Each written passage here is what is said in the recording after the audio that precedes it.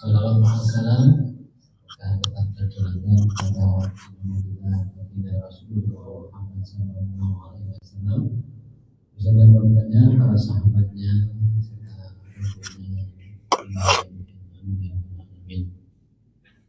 para jemaah yang dirahmati Allah Subhanahu wa taala.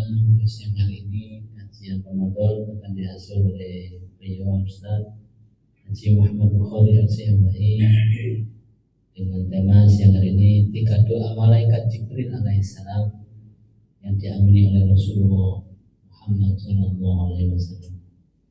Sebelum dimulai, mari kita buka bersama-sama bacaan basmalah.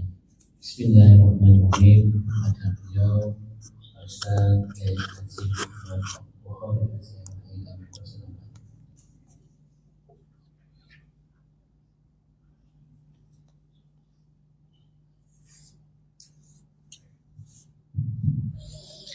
Assalamualaikum warahmatullahi wabarakatuh.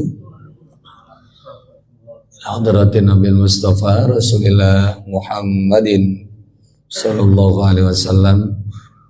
Susana bana umatina wa jaddatina wa ustadzina wa masyayikhina wa muassis hadal masjid Nurul Ukhwah PLN APBD Jatim rahimakum.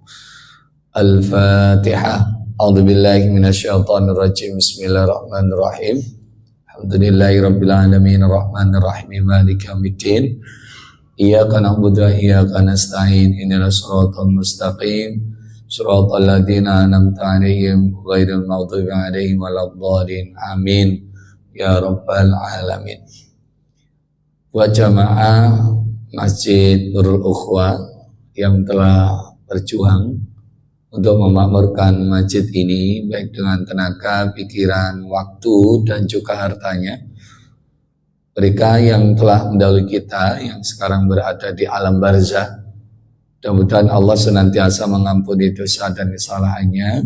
Mudah-mudahan Allah menerima seluruh amal soleh, amal sedekah, amal jariahnya, dan Allah menjadikan alam barzahnya menjadi taman-taman surganya.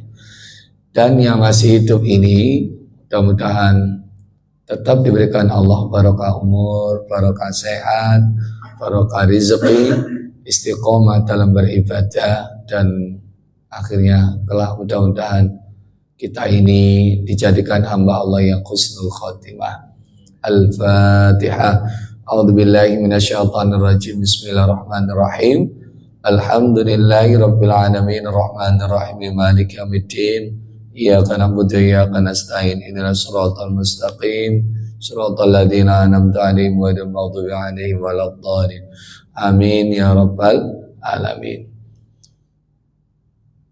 Bismillah. Wa qul ja'al haqqu wa zaqal batil. Innal batila kana zahuqa. La yatakallamuna illa man adina lahu rahmanu wa qala shawaba. Shadaqallahul adzim. Alhamdulillah kita masih dipertemukan lagi di bulan Ramadan. Kita lanjutkan kajian setiap ba'dal zuhur.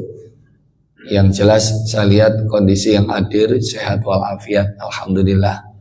Kalau tahu ada yang sedang sakit, mudah-mudahan segera diangkat penyakitnya oleh Allah Subhanahu wa taala. Amin.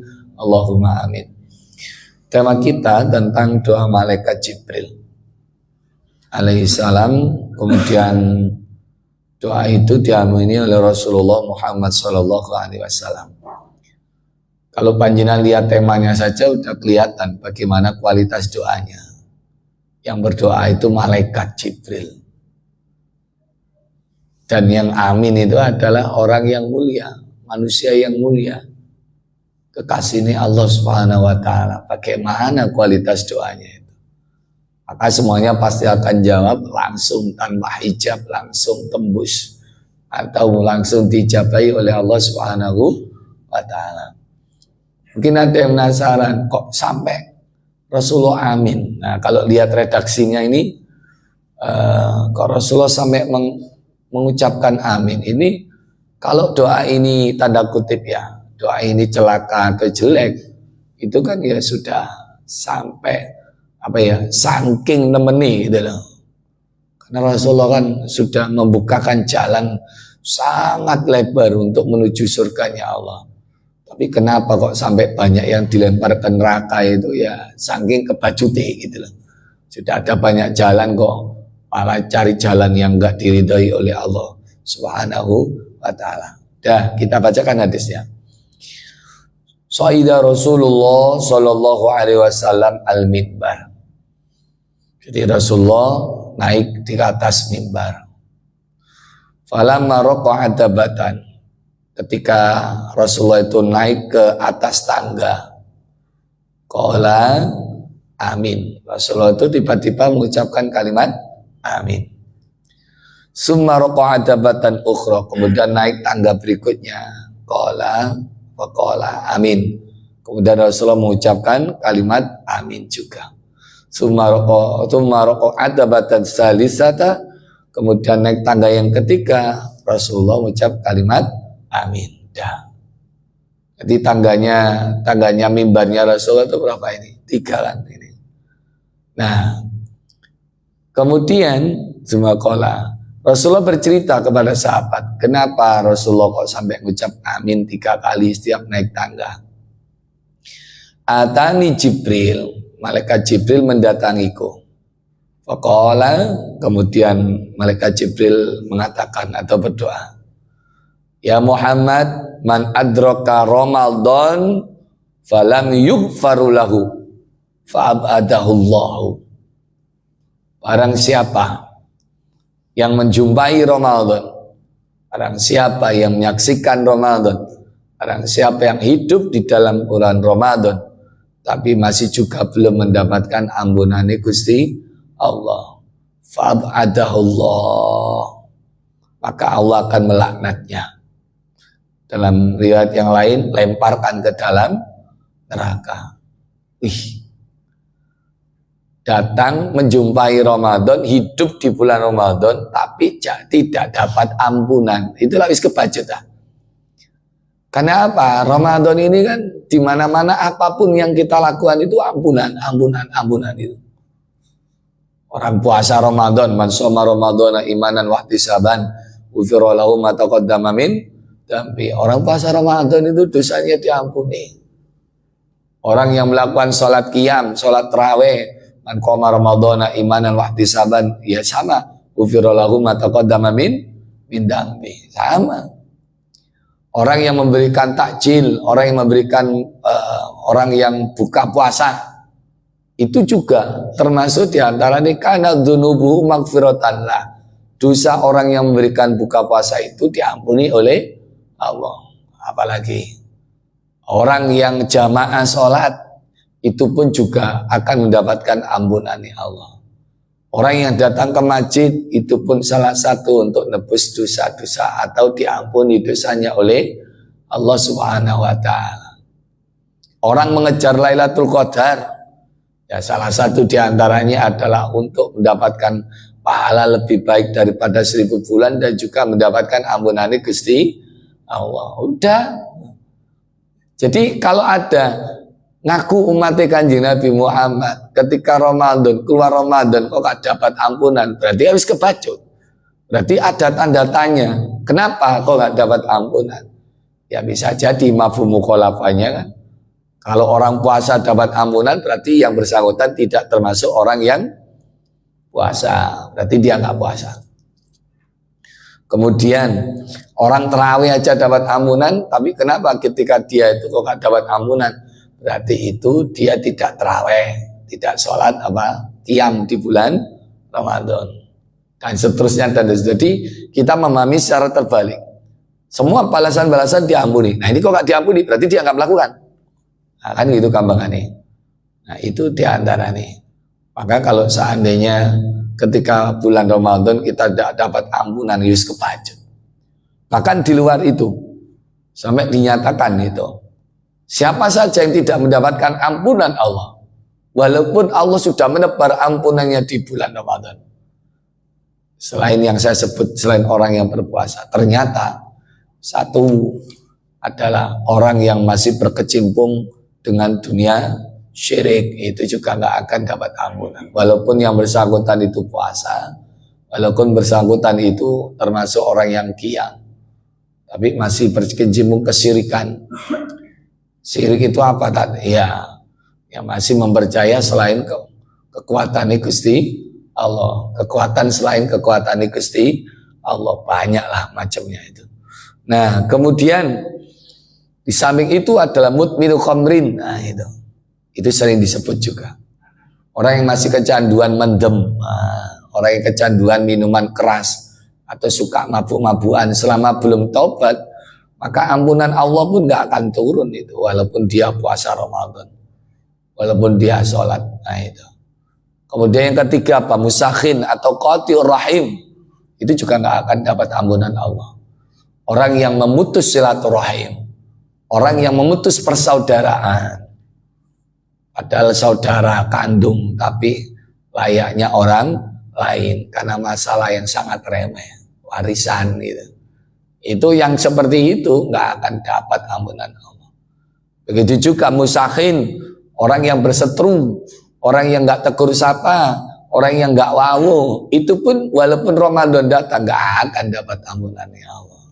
Ini termasuk doanya malaikat Jibril dan diamini oleh Kanjeng Nabi Muhammad SAW. Hati-hati. Gimana? Iya. Dan yang kedua ini juga sama. Nah, ini hati-hati kita termasuk. Nah, yang kedua apa doanya? Waman adraka walidayhi au ahadahuma fatakhalan nar fa'abadallahu ta'ala. Barang siapa yang menjumpai kedua orang tua, satu orang atau dua orang tua, tapi masih juga tidak baik dengan orang tuanya, maka jauhkan laknatlah atau dicamplung ke dalam neraka. Jadi dia menjumpai kedua orang tuanya yang masih hidup atau salah satunya, dia bisa masuk neraka karena apa? Karena tidak membahagiakannya. Wah, ini juga termasuk yang menghalangi ampunan Allah juga. Akun liwalidayhi. Siapa orang yang durhaka itu? Ya, orang durhaka itu kan orang yang menyakiti orang tua. Dan ini sering saya pesankan ke anak-anak itu, ke murid-murid dan jamaah juga. Selama kita tidak muliakan orang tua kita, selama itu pula Allah gak akan memuliakan hidup kita. Karena tidak ada balasan yang langsung dibalas oleh Allah kontan di dunia tanpa menunggu di alam barzah, tanpa menunggu di akhirat. Itu adalah balasan sikap anak terhadap orang tua. Kalau anak itu menelantarkan orang tua, ya nasibnya bisa jadi dia akan ditelantarkan. Makanya sempat ada yang nyeletuk, nah gimana taat orang tua yang anak yang nitipno atau masukkan orang tuanya ke panti jompo. Nah, maka si anak ini suatu saat ketika tua juga akan dipanti jompokan oleh anaknya. Anak sing gak ngereken wong tua nih, suatu saat siap-siap orang tua ini, anak ini kan juga jadi orang tua nanti, tambah gak direken oleh anak. Itu sudah, kalau orang Jawa katakan karma kan, tapi dalam Islam itu namanya sunnatullah itu. Ya ini, jadi sikap kita pada orang tua ini sangat kental sekali balasan itu. Makanya kalau ada jamaah atau tamu yang curhat itu biasanya pertanyaannya ya seputar itu saya. Yang pertama ya seputar sholat, sampai gimana sholatnya, masih bolong atau sudah jangkep. Jangkep taat, kalau jangkep gimana, telat atau on time? On time, kalau on time tanya lagi jamaah atau salat sendiri. Jamaah di mana? Di rumah atau di masjid atau mushola? Di masjid, oke. Jadi pertanyaan pertama, sebab pertama mungkin sudah terlewati. Tapi kok hidupnya masih kayak gitu? Nah, pertanyaan berikutnya biasanya adalah rembet ke orang tua. Punya orang tua atau punya. Tolong diingat-ingat, pernah nggak nyakiti orang tua? Pernah nggak keinginan orang tua yang nggak dikabulkan? Orang tua minta ini ternyata malah dimarahin oleh anaknya. Nah, itu diingat-ingat. Iya, saya pernah. Nah itu udah bisa jadi itu yang buntoni jenengan sendiri. Orang tua ketika sampai masih kecil aja minta apa dituruti, oh sekarang orang tua minta kok gak dituruti ya. Gimana? Kadang kan kebalikannya di situ kan ya. Ketika kita masa kecil minta ngerengek lu dikasih. Nah sekarang orang tua minta lu gak neko-neko mintanya apa? Minta apa? Minta uang misalnya. Ya, iya kasih. Betul lah betul. Nah, ada orang tua minta ke tanah suci, anaknya padahal kalau orang tua sudah minta ke anak kan orang tua sudah nganggap bahwa anak itu punya uang. Ya lihat pekerjaannya kan sudah kelihatan. Nah, ternyata apa bilangnya? Sampai lupuk minta ke tanah suci, minta umroh, duit kondi. Padahal punya uang itu. Wow, setelah itu uangnya langsung udes. Subhanallah itu. Dan banyak kasus-kasus yang seperti itu. Bila. Dan kebalikan. Ketika ada anak ini, lihat ibunya walkati ngomong gak wani. Ternyata apa? Langsung memberikan hadiah, Bu, sampean. Kok ketok ani kok kepingin karo bapak nang tanah suci. Sampean kepingin temenan. Ya asli nih yo kepingin tapi ya duit konti. Sudah Bu, sampean ini tak daftarkan. Nah, Allah ya Karim. Ternyata apa? Ada yang kejadian itu. Jadi ketika walimatus safar saya ngisi, saya nyampaikan kayak gini. Dan ternyata pas saya habis acara itu dibisikin, bener tak? Bener. Sebelum ibu saya berangkat aja, belum sampai berangkat. Uang yang saya buat untuk memberangkatkan ibu saya sudah diganti oleh Allah lebih banyak. Itu kalau nggak ngelakoni temenan ya gak iso itu. Gimana? Okay. Makanya ketika kita membahagiakan orang tua itu, sama-sama sih teringat tahun 2016-17 gitu. Saya punya celengan nih sebenarnya. Celengannya nggak banyak. Nggak tahu, pertama terdetik saya ingin umroh memberangkatkan istri. Istri kan belum ke tanah suci pada saat itu. Nah kemudian apa? Nah istri ini, jadi nyonya ini mungkin merasa, kok aku naik berangkat, bapakku gak berangkat. Padahal kelihatan kok seneng banget naik misalnya apa namanya itu nyambangi nyambangi orang yang baru pulang umroh loh, kok seneng ngomongannya wis. Akhirnya nawarkan, saya nggak usah berangkat. Bagaimana kalau uangnya buat bapak aja yang berangkat? Nah, akhirnya apa? Karena istri menyilakan kepada bapaknya sendiri, hanya tak tawarin. Betapa senengnya itu. Padahal ya sebelumnya kan kelihatan ya udah nggak ada keinginan saya, tapi ketika ditawarin dan saya pancing, Pak, jenengan kepingin berangkatnya kira-kira sama anak jenengan, yaitu sama putrinya atau sama saya. Ya aku ya pin berangkat karo awakmu sing kero ono. Nah, apa yang terjadi setelah itu? Setelah saya komit memberangkatkan dua, saya sama bapak mertua, ternyata Allah memberikan rezeki untuk mengikutkan siapa? Istri. Jadi berangkat 3 orang. Di situ saya berusaha untuk muliakan, walaupun itu adalah bapak mertua, karena bapak kandung saya sudah meninggal. Subhanallah itu. Dan setelah umroh berapa bulan kemudian jatuh, kemudian sakit, meninggal gitu. Nah, jadi intinya apa? Intinya itu siapa yang muliakan orang tua, Allah akan memuliakannya, gitu. Makanya kalau seandainya kita masih punya orang tua yang masih hidup, itu adalah nek wong Jawa ngarani ku pangeran katon ya. Jangan disia-siakan. Itu dungone mandi. Ketika ibu saya masih hidup, ya Allah, ibu saya menyemangati, ibu saya meyakinkan. Nah, setelah 2016-17 itu berangkat umroh sama istri, saya minta izin pada ibu dulu. Ternyata ibu yang dukung, karena ibu sudah pernah berangkat umroh. Dan tanggal 2 tahun 2018 ada panggilan haji. Apa yang terjadi lagi? Ternyata panggilan haji saya sama ibu. Kemudian istri yang sudah saya dapatkan haji baru daftar. Kemudian saya disuruh untuk ngajukan, barangkali dapat. Ternyata Allah memberikan nasib yang luar biasa. Istri dipanggil untuk ikut haji. 3 orang lagi. Saya cuma bilang, "Bu, duitnya lo gak cukup." Wis aku yakin cukup. Aku yakin awakmu iso ono.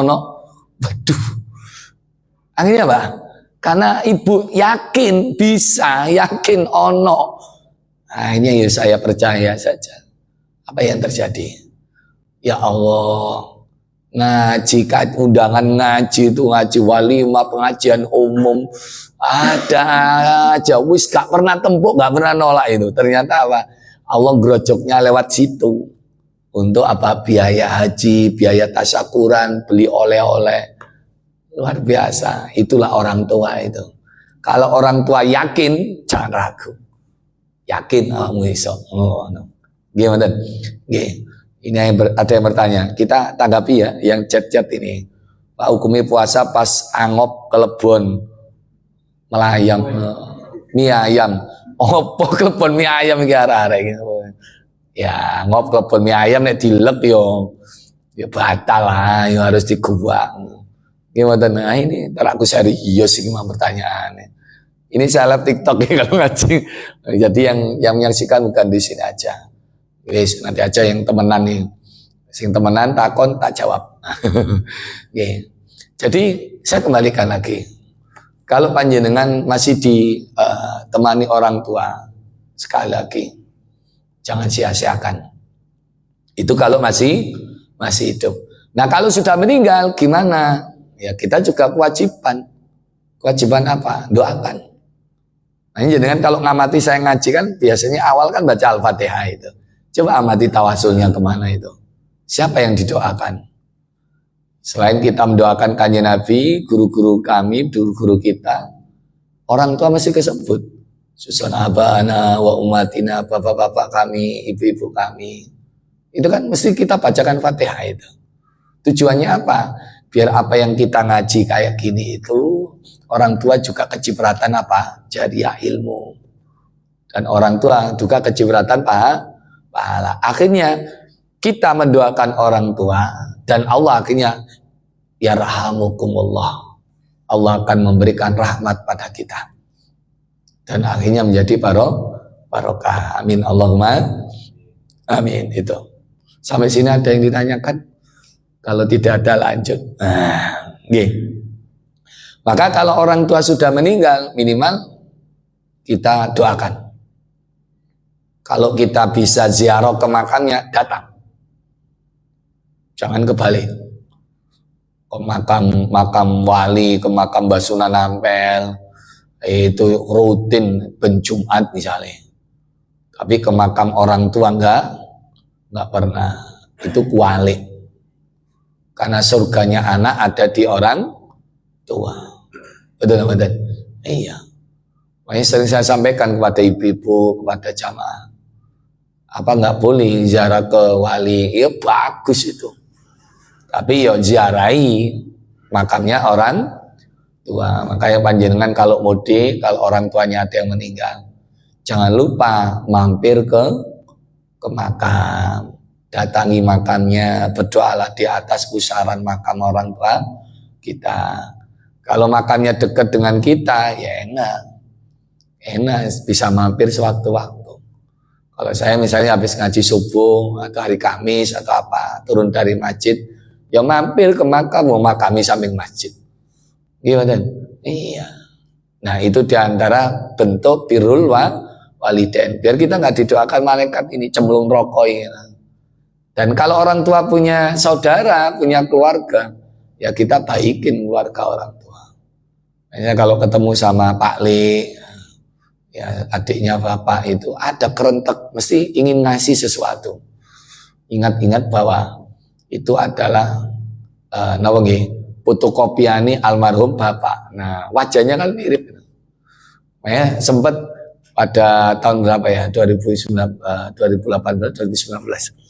Itu saya tawari umroh dan alhamdulillah sempat kita berangkatkan umroh. Saya ngomong cuma gini, iki yang berangkatkan bukan saya, sing berangkat duduk Bukhari, sing berangkat bapak. Nah, jadi saya sedekahkan kepada Pak Le atas nama siapa? Ayah, kakaknya gitu. Nah itu diantara juga. Okay. Jadi kita kalau orang tua sudah meninggal, berarti yang kita baikin adalah siapa? Keluarga orang tua. Itu. Okay. Ustaz, apa hukumnya seorang pasangan yang memberikan uang kepada pasangan perempuannya belum menikah?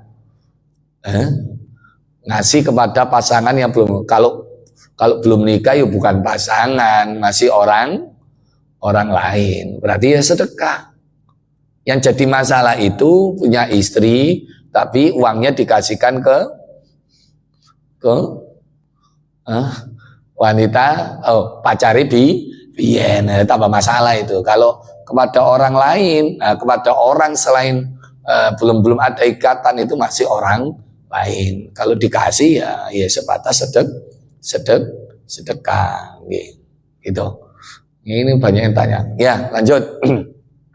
Gitu ya, walaupun di forum ini nggak ada yang tanya, ya yang dunia maya ini apa yang bertanya. Kemudian yang ketiga, nah ini, waman dzukirta indahu falam yusolli alaika fab'atahullah.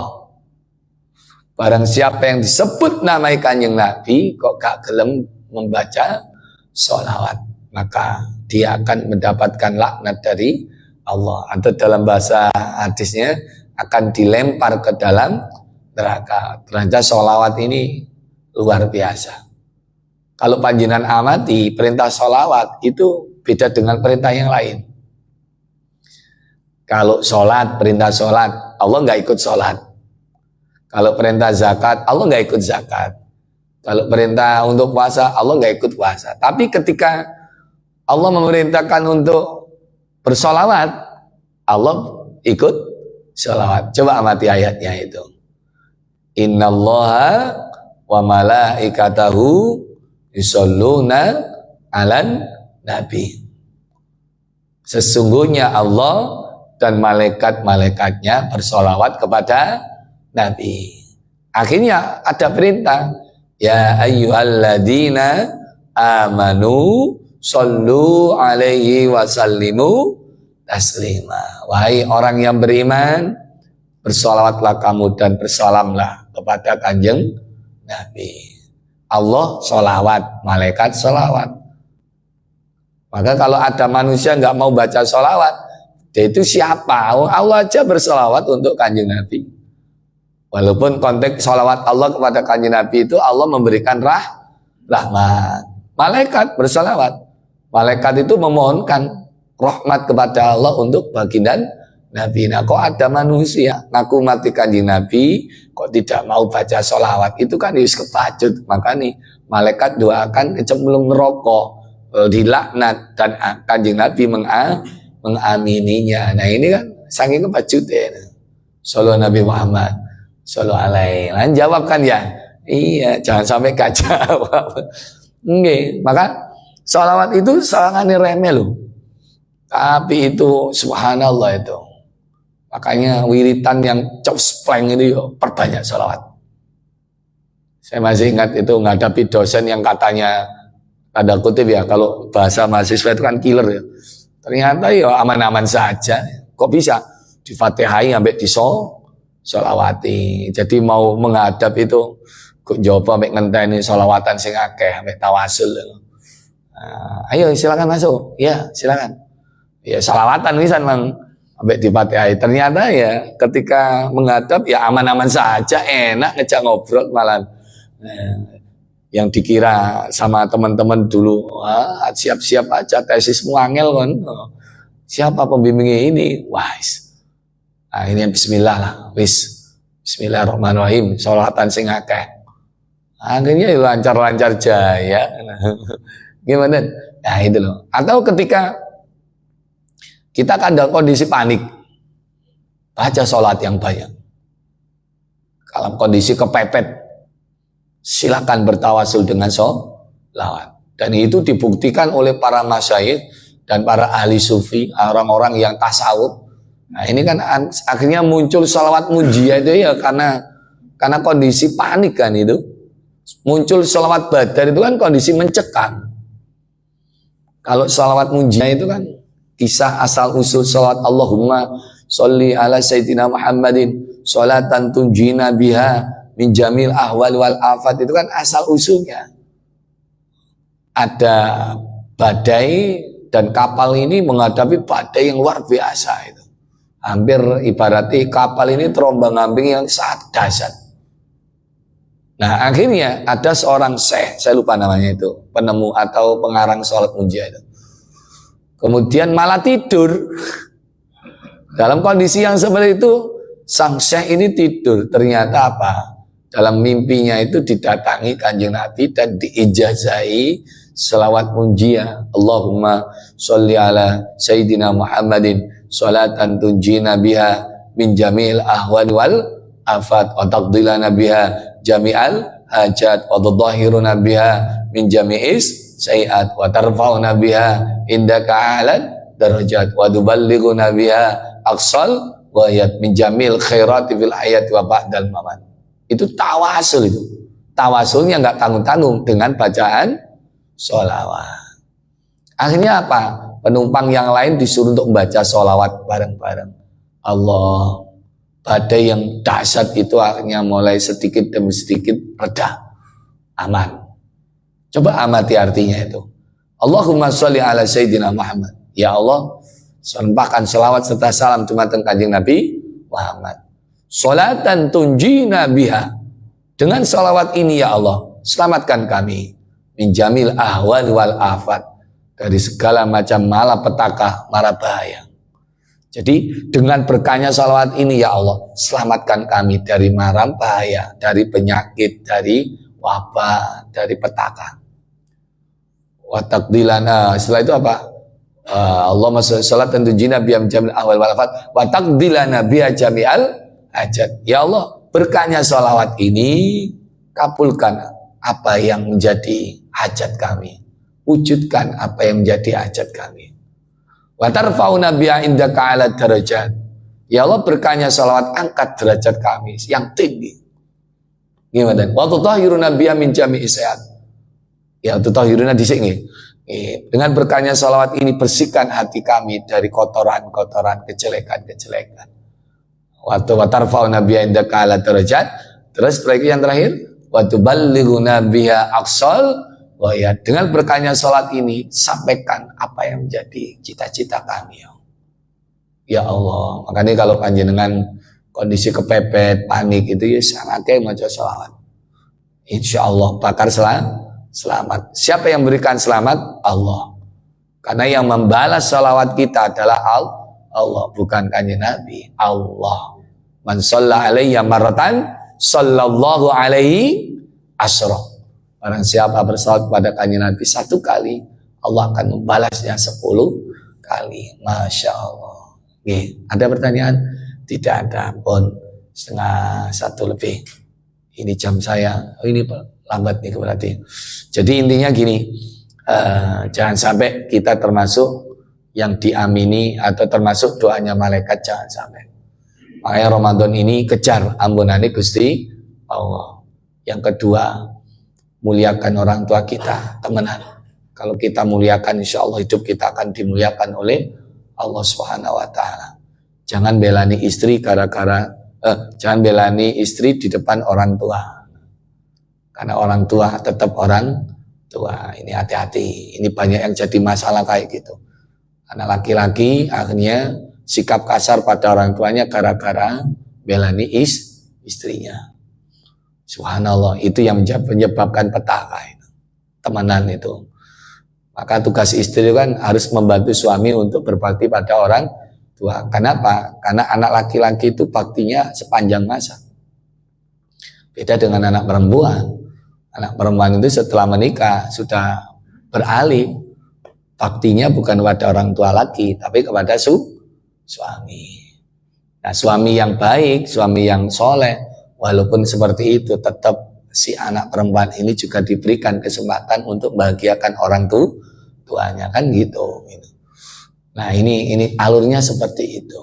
Makanya kita jangan terpancing dengan misalnya sikap istri, akhirnya kita nyalakan orang tua kita sendiri. Lu itu malati itu, petaka temenan, serius ini. Gitu ya. Bimbinglah istri kita untuk sama-sama mencintai mertuanya, mencintai orang tua kita, kan gitu kan. Itu aja. Mari kita berdoa, mudah-mudahan Ramadan ini benar-benar ibadah kita diterima Allah Subhanahu wa taala. Amin. A'udzubillahi minasyaitonirrajim. Bismillahirrahmanirrahim. Allahumma shalli ala sayyidina Muhammad wa ala sayyidina Muhammad. Alhamdulillahirabbil alamin. Allahumma ya Allah, 'allimna bima 'allamtana wanfa'na bima yanfa'una warzuqna uluman tanfa'una fid dini wad dunya wal akhirah. Allahumma inna nas'aluka ilman nafi'ah wa rizqan wasi'ah halalan thayyiban wa syifaan min kulli da'in wa saqamin. Rabbana atina fid dunya hasanah wa fil akhirati hasanah wa qina adzabannar. Sallallahu ala sayyidina Muhammad walhamdulillahi rabbil alamin. Jamaah sekalian, kalau ada yang tersinggung dengan ucapan saya minta maaf, tolong saya dimaafkan. Selama kita berinteraksi setahun ke belakang, tolong saya dimaafkan. Kita tutup dengan kafaratul majlis. Subhanakallahumma wa bihamdik, asyhadu an la ilaha illa anta, astaghfiruka wa atubu ilaik. Assalamualaikum warahmatullahi wabarakatuh.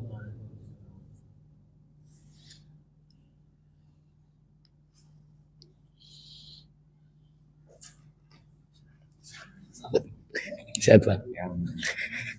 Berangkat Mali Pak.